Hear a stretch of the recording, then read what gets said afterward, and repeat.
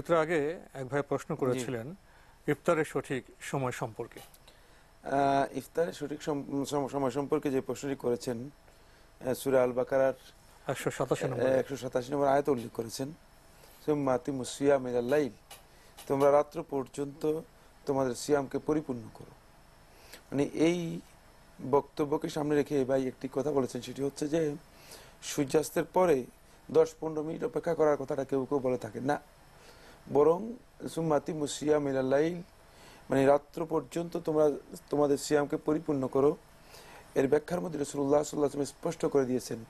সহিহ বুখারী ও মুসলিমের হাদিসের মধ্যে এসেছে, রাসূলুল্লাহ সাল্লাল্লাহু আলাইহি ওয়াসাল্লাম ইরশাদ করেন, ইযা আকবালাল লাইলু মিন হাহুনা ওয়া আদবারান নাহারু মিন হাহুনা ওয়া গারাবাতিশ শামস আফতারা সাইম। যখন রাসূল সাল্লাল্লাহু আলাইহি ওয়াসাল্লাম ইঙ্গিত করে বলতেছেন, ইযা আকবালাল লাইলু মিন হাহুনা, যখন পশ্চিম দিক থেকে রাত্র আগমন করবে, ওয়া আদবারান নাহারু মিন হাহুনা, এবং পূর্ব দিক থেকে দিবস চলে যাবে, ওয়া গারাবাতিশ শামস, সূর্য অস্ত যাবে, আফতারা সাইম, তখন রোজাদার ব্যক্তি ইফতার করবে। রাসূলুল্লাহ সাল্লাল্লাহু আলাইহি ওয়াসাল্লাম এর মৌখিক যে বক্তব্যের মাধ্যমে এটি সাব্যস্ত হয়েছে ইফতার গুরুবুশ শামস মানে সূর্য অস্ত যাওয়ার সাথে সম্পৃক্ত। সূর্য অস্ত গেলেই ইফতারের সময় হয়ে যাবে, যেহেতু রাত্রি শুরু হয়ে থাকে সূর্যাস্তের সাথে সাথেই। সুতরাং রাত্র এসে গিয়েছে। এখন রাত্র বলতে আপনি কি বুঝেন যে অন্ধকার হওয়া? না, এটা কেউ বলেনি। এই ভাই এই জন্য মানে এই জিনিসটি যারা বলেছেন তারা ভুল বলেছেন। এই কারণে আরেকটি হাদিসের মধ্যে রাসূল সাল্লাল্লাহু আলাইহি ওয়াসাল্লাম স্পষ্ট করে বলতেছেন যে ইযা রাআইতুমুল লাইলা কাদ আকবাল, রাত্র এসে গিয়েছে যদি এটা দেখো। রাত্র অন্ধকার হওয়া বুঝাননি, রাত্র এসে গিয়েছে তোমরা যখন দেখবে, তখনই ফাকাদ আফতারা সাইম, রোজাদার ব্যক্তি তার রোজা ভঙ্গ করবে বা ইফতার করবে। রাসূলুল্লাহ সাল্লাল্লাহু আলাইহি ওয়াসাল্লামের আমলের মাধ্যমে এটি সাব্যস্ত হয়েছে।